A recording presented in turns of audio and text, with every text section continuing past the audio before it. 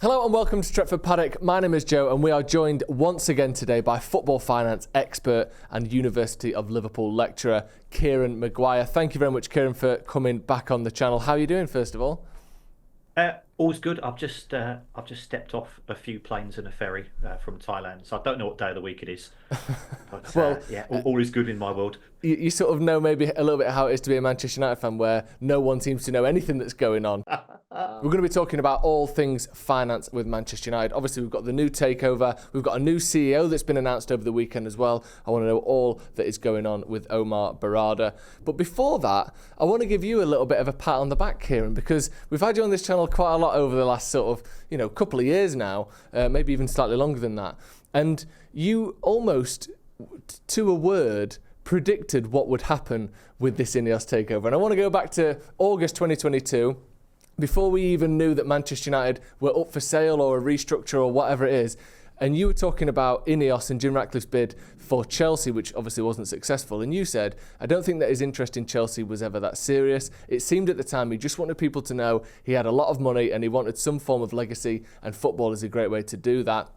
If he could buy Manchester United and restore it to where he and the fans believe Man United to be, then that would be a legacy. You called it. You absolutely called it. This is why we get you on. You're seeing the future there before any even word of a takeover was possible. Big, thank you very much, basically, for predicting the future on the channel. I just wish it was as good with my lottery numbers. Yeah, I did have a sneaking suspicion at the time. It didn't make sense for him coming in to bid for Chelsea after the deadline. And the Glazers needed to kick up the backside to say, yeah, he's got the money. So let's get to the table. Yeah. Let's move on then and have a look into the future once again, where you can obviously tell us, by the sounds of it, exactly what's going to happen. United have just announced a new CEO. This news sort of was first sort of broken by, I think, David Ornstein, and then within about 4 hours of that, United were announcing it. So there wasn't much of a build-up and much of a speculation over this. Omar Barada, who was in a similar role but not quite as high, quite as substantial a role at Manchester City, has now left them and become Manchester United's new CEO. What do you know about him as a businessman, as a personality? What do you know about his sort of leaving Manchester City? Has that left a sour taste in the mouth? Because it seemed to come out of nowhere, all of this. It did. He certainly wasn't one of the names who was in the frame. I think the good news from Manchester United's point of view is that he's a football person. It's easy to have a dig at Ed Woodward and Richard Arnold, but they were rugby fans trying to operate in a football club, and they didn't quite understand the unique environment. Barada is used to negotiating with other clubs. He's used to negotiating with agents. By all accounts, he was significantly involved as far as the signing of Erling Haaland was concerned, and some of the other big hitters in respect of Manchester City. Whether you like it or not, as a United fan, City have delivered on the pitch. They've delivered trophies. And on the back of that, they've been commercially successful. Whereas I think the approach that was being taken at Manchester United under both Woodward and Arnold was, let's be successful commercially, and if we're successful from a football point of view as well, that's great. But it wasn't the driving force. So I think we will see a change in focus under Barada. He understands the game. I've spoken to quite a few football club owners, and they all say the same thing. I was really good in my own business. I thought, therefore, those skills would transfer across to football, and I got my trousers taken down. It is unique, and Manchester United is unique as clearly arguably one of the biggest three clubs in the world, if not the biggest.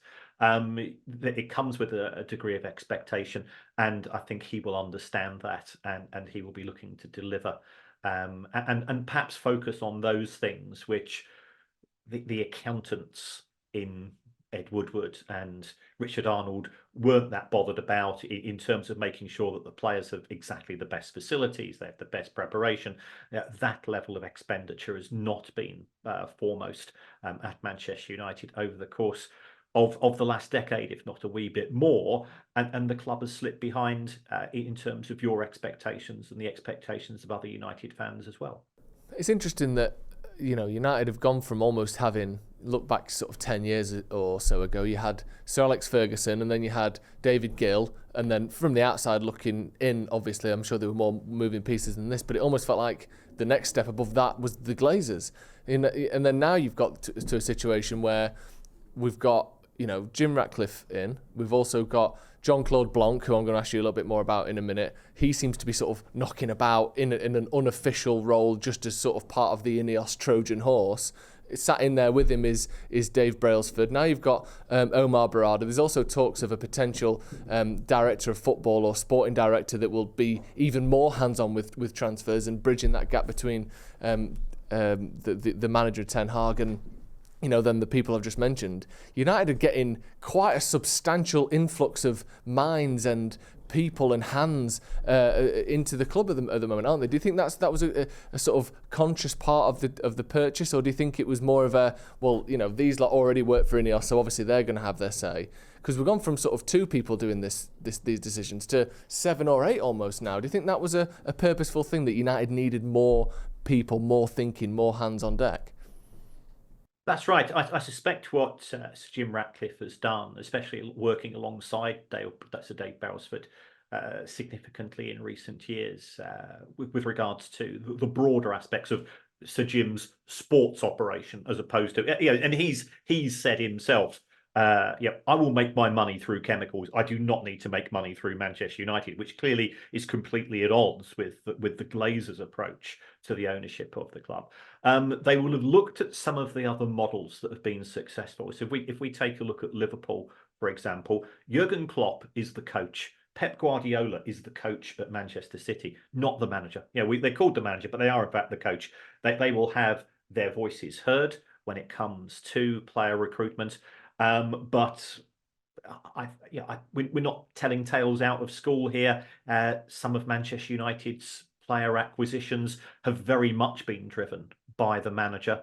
I'm not saying necessarily this manager, and they haven't worked out because not enough due diligence has been done, or they've been trying to put square pegs into round holes. If you take a look at Liverpool, it's very much been sort of a committee approach, using people with a different skill set to come to recruit those players who not only they were good players to begin with, but they fitted in with the ethos of the club. And ideally, I think we'll be seeing this at Manchester United going forwards, so that if there are bumps in the road, the manager or the coach fits in with the style of football of Manchester United, as opposed to what we have seen. New manager comes in, doesn't like the way that the club's playing, tries to reinvent, and that means you've got to have a lot of players out and a lot of players in, takes time to settle down. You don't have time at Manchester United. That's one of the things we've got to be honest about. It's too big an operation to allow a manager. We saw this with Chelsea and Graham Potter, that he was out within 7 or 8 months, and he told Todd Bowley, I need 2 to 3 years to change the philosophy of the club. So it is going to be different. I think it's going to be exciting, because the hands of the Glazers aren't giving the thumbs up or the thumbs down with regards to footballing decisions going forwards. You mentioned before about Ratcliffe not needing to make money off Manchester United, and in contrast to the Glazers. Another thing that was mentioned during the sort of the acquisition or the partial takeover, whatever you want to call it, was this freeze on dividends, which is something that is hugely frustrated and annoyed, and more than that, a lot of Man United fans over the years. This idea that not only did they not put any of their own money to buy Manchester United, they're making theoretical sort of future money by growing the size of the club and the inflation around football over the last 20 years. They're also taking money out directly. The net spend for the Glazers is about minus $1 billion at this point, with debt and repayment and dividends. This, the dividends in the grand scheme of things isn't hundreds of millions every year, but it's 10 or 15 or 20 million, every so often. Will that money now be put back into the club, do you think? Will that be sort of saved? Will that be spent on transfers? What can United do with this sort of, let's say over the next 3 or 4 years, 40, 50, 60 million, whatever they would have taken out in dividends? Well, I agree with you entirely, Joe, that the dividends issue was symbolic as much as anything else. I mean, it was 22, 23 million pounds a year. It was seen as going to the Glazers. They were being rewarded for, well, for what? Winning the Rumbelows Cup. It was, and I can understand it from the perspective of a Manchester United fan base who have higher standards than that. So if we look at it from a cash flow point of view, it means that the cash is being kept within Manchester United. The first quarter results, which came out a few days ago, indicated that two things. First of all, the level of debt in terms of what's owed to banks is at an all-time high. And secondly, the level of debt which is owed to other football clubs in respect of instalments on transfer fees is now at £364 million. And that it's a bit like having buying things on your credit card. Well, before I go to spend any money this month, I'm looking. Oh, Jesus Christ! We've seen how big my credit card bill already is. So from a cash flow point of view, it means that money's not leaking out of the club, which means it can be used to pay down the debt. And I think that would be one of the first things. Secondly, it looks as if Sir Jim Ratcliffe is going to inject some cash in some form himself, and that could have ancillary benefits going forwards. So it reduces the risk. It could have positive implications going forwards from an FFP point of view, although it has to be said that the dividends themselves were excluded from FFP. So whilst I can absolutely understand the frustration of Manchester United fans seeing the Glazers trouser huge sums of money on an annual basis from 2016. It didn't actually disadvantage the club from an FFP perspective. Just talking about this additional money, and there's a whole situation that I want to get your thoughts on, because I don't really understand it. So there's this whole thing of Ratcliffe and Ineos buying 25% of the club. I believe it's 50% Class A, 50% Class B shares. I think that was what was sort of reported. Obviously, you can correct me if I'm wrong there. Then there was this $300 million or £250 million or whatever it was, sort of additional injection that would be used to make new shares that would then take his ownership up to somewhere like 28, 29%. How does that work? What are these new shares? Are they brand new shares, or is he buying them off other people? And if so, are they Class A or Class B shares? What is that extra 300 million, and what will it go towards? And also, what is it actually getting Jim Ratcliffe? How does this work? Well, I think if we go back to the deal itself, remember the deal was announced at 4 p.m. on Christmas Eve. And part of the reason for that was that Sir Jim had effectively said he was going to pull out if there wasn't agreement coming from the Glazers by December the 25th. And that rattled a few cages. I was dressed as Father Christmas for my granddaughters when when I got a heads up. I got a heads up half an hour before the formal announcement. So I'm sort of trying to be Father Christmas. And I was going on TalkSport and BBC with a beard and a bloody red jacket and so on, trying to explain what was going on. But as far as the 25% is concerned, Sir Jim Ratcliffe is acquiring 25% of the shares owned by the Glazers, assuming that we get approval from the Premier League. And there's no reason why there won't be approval. If the richest or second richest man in the country can't afford to buy Manchester United, we know the country's got to the dogs to a degree, but it's not that bad, surely. So he's going to buy 25% of the Glazers shares for $33 each. Now, Manchester United has around about 115, 120 million B shares which are owned by the Glazers. In addition, there are about 40 million shares which are traded on the New York Stock Exchange. Those are the A shares. The Glazers shares carry 10 votes each. And what Manchester United did was it changed its constitution in around about November, which allowed Sir Jim to not just buy the shares from the Glazers, but also to keep the 10 votes per share, because historically they automatically converted into the A shares and therefore they only carried one vote each. So he's got that. And the reason why there was such a delay as far as the announcement was concerned was that some of the other shareholders, the non-Glazer shareholders, they said that if the Glazers are offered $33 a share or whatever the price was going to be, and we're offered, say, only 25, and by all accounts, that's what Sheikh Jassim was prepared to offer, we're going to sue the board. And the directors and the non-executive directors at Manchester United were looking at it saying, well, you know, we don't want to be on the receiving end of a lawsuit. You know, America's a very litigious society. So Jim came around and said, right, I'm going to offer $33 for the A shares. We'll have to wait for that deal to go through. And anybody that turns down that $33 will be, you know, absolutely insane in my view, because you can buy them for $20. So you're going to get 33. So there's that's the position. Now, with regards to the extra cash, it looks as if there's going to be part of that in the form of a loan from Ineos or Sir Jim, and part of that money is going to come in the form of a fresh share issue. So Manchester United will issue shares for cash. So he's not going to be buying them from other shareholders. Manchester United will physically issue the shares for cash. And the reason why this is important, although it's also contentious, because I have had some feedback from a Manchester United source which said we're not quite sure what the rules are, is that under the current cost control rules, you're allowed to lose £15 million over 3 years. But if the owner puts money in the form of fresh shares, it goes from 15 million up to 105. Now, of course, we know that the Glazer family never put a bean into Manchester United. So it means that the club has been, to a certain extent, trying to operate with one hand behind its back, because Manchester United's allowable loss has been 15 million, whereas, you know, Newcastle and Manchester City, because the owners were putting money in the form of shares, were allowed to lose up to this figure of 105.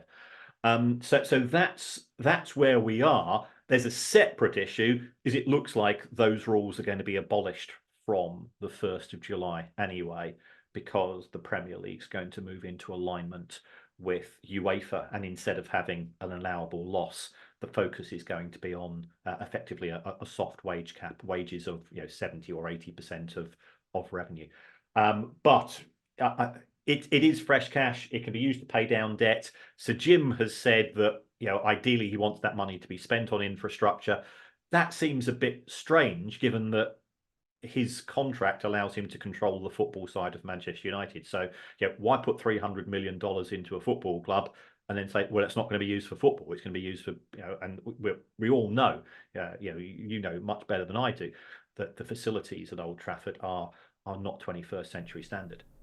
Yeah, it's interesting, isn't it? Because you would think, I mean, I don't know how strict the contracts will be, and I'm sure they'll be very strict because the Glazers don't want to lose a stranglehold on their investment. But when you say, they run the football side of things, well, anything can be sort of, you give me even a sponsorship deal and I can tell you why that matters to the football side of things at Manchester United. So I wonder whether maybe the training ground technically counts as the football side, because actually that's, it's not there to make money, it's there to help the players. Maybe the stadium counts as the football. It's hard to know exactly where the lines are drawn when it comes to these things, isn't it? So maybe, hopefully you can put 300 million in and it still will go towards, or he still has sort of oversight on what that's spent on, rather than just going, right, here you go, Avram and Joel, you go and spend my 300 million quid, fingers crossed you spend it on a new training ground, which I think we can all agree they probably wouldn't do. Looking ahead at the summer budget then, you mentioned there these rules look like they might well change in July.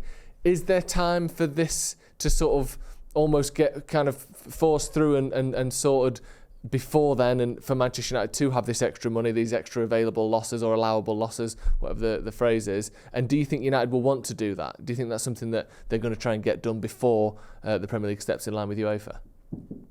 I think it will be difficult stroke impossible as far as the current transfer window is concerned, because that expires in just over a week. Richard Masters, who's the chair of the Premier League, when he was quizzed by MPs, he was saying, we're making progress. I think Sir Jim was saying effectively the same thing himself, because I think he had a meeting with fan groups and saying that he was expecting it to take 4 to 6 weeks. So we're probably talking possibly by the end of January, but more likely early February. So it's going to be too late for this window. But the new transfer window starts from the 1st of June. So, there is the opportunity to have an additional spend there before the new rules kick in, which is likely to be the first of July. So there's a potential benefit towards the end of the season.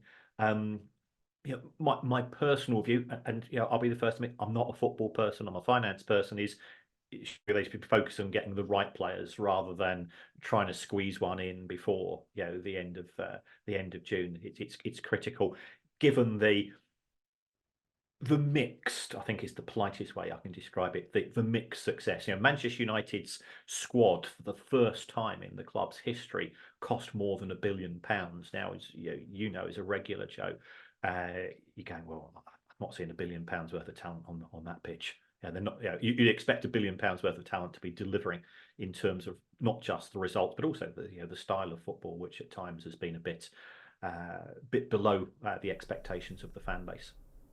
Yeah, and just another point on that, you mentioned about how this money can sort of come in, and how maybe it's not going to be until summer until we start sort of seeing this come to fruition. Another side of this is the dividends thing that we mentioned before, and how that almost, obviously that 20 million quid a year is helpful. That might get you a backup fullback or whatever, but it's not groundbreaking money. Some of that is sort of PR, I think, for Ratcliffe, of this, like you said, the symbol of, I'm not taking any money out of Manchester United, there is a change happening here. What level do you think that goes to? Do you think he is willing to clear the debt? And how sort of far will this goodwill and PR go? Because you're not going to spend 750 million quid or whatever it is to clear all the debt on just because it's good PR. The dividend, however, is slightly easier. Do you see that happening? Do you see United being debt free at any point in the next sort of 5 years or so?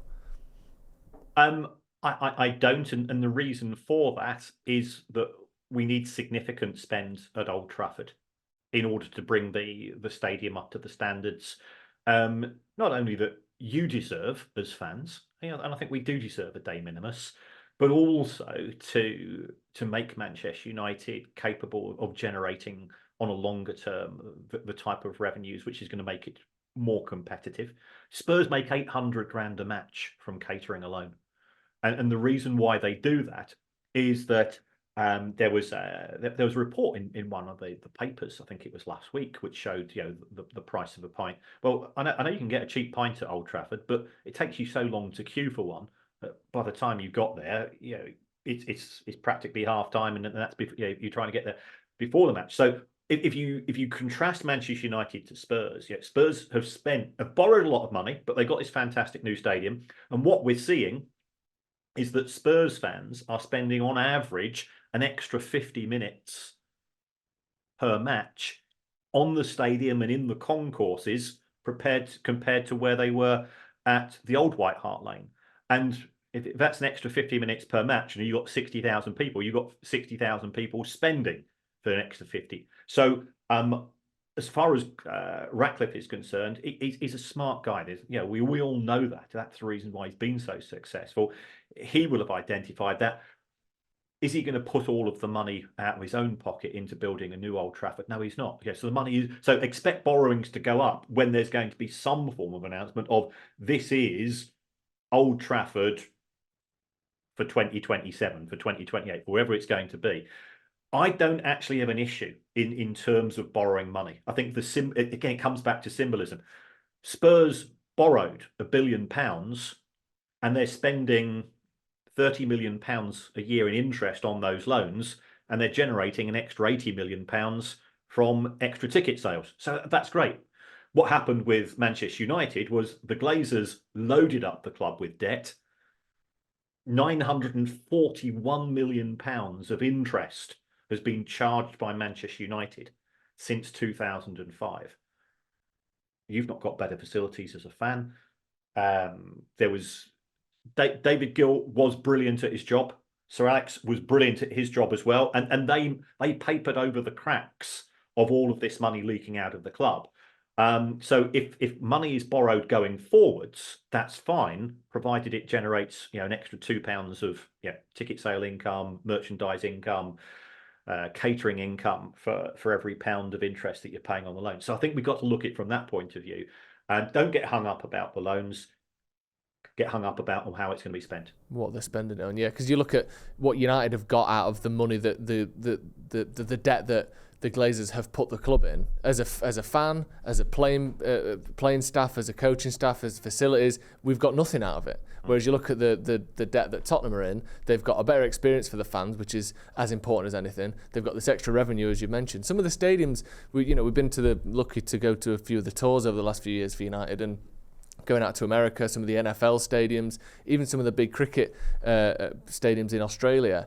And you look at the concourses, and it's like 4 or 5 different types of food. You've got these vast, giant areas where you're getting drinks, self-service on the drinks, and it's taking 2 or 3 minutes to get a drink. Whereas, like you said, at Old Trafford, if you get into the concourse 2 or 3 minutes before half-time, you just get your drink as the players are coming back out. So you can't enjoy it, let alone have 2. Like, it would make such a big difference just to take the money out of it. Just how enjoyable it is as a fan to be at the game, would go through the roof. So yeah, not all debt is the same, as you mentioned there, and hopefully United can actually get something back for any further debt that we go into, whether that's winning more matches or making it feel better as a fan, which is obviously a massive thing as well. Thank you so much for coming on, Kieran. And again, we said at the start of the show, your prediction came true. Ineos has got this massive role at Manchester United. So I'm expecting, all of these other things to come true. United getting a new stadium. What was it, 27, 28? You said we should be expecting the new stadium. Everything you say is pretty much, written in gold at this stage. So thank you very much for coming on and not just giving your opinion, but your foreseeing of the future. Thank you. Well, thanks for the invite, and big love to everybody at the Paddock. Thank you very much. Thank you very much for joining us at home as well. Hit subscribe to the channel if you haven't already. This has been an interview with Kieran Maguire, football finance expert. We'll see you in a bit.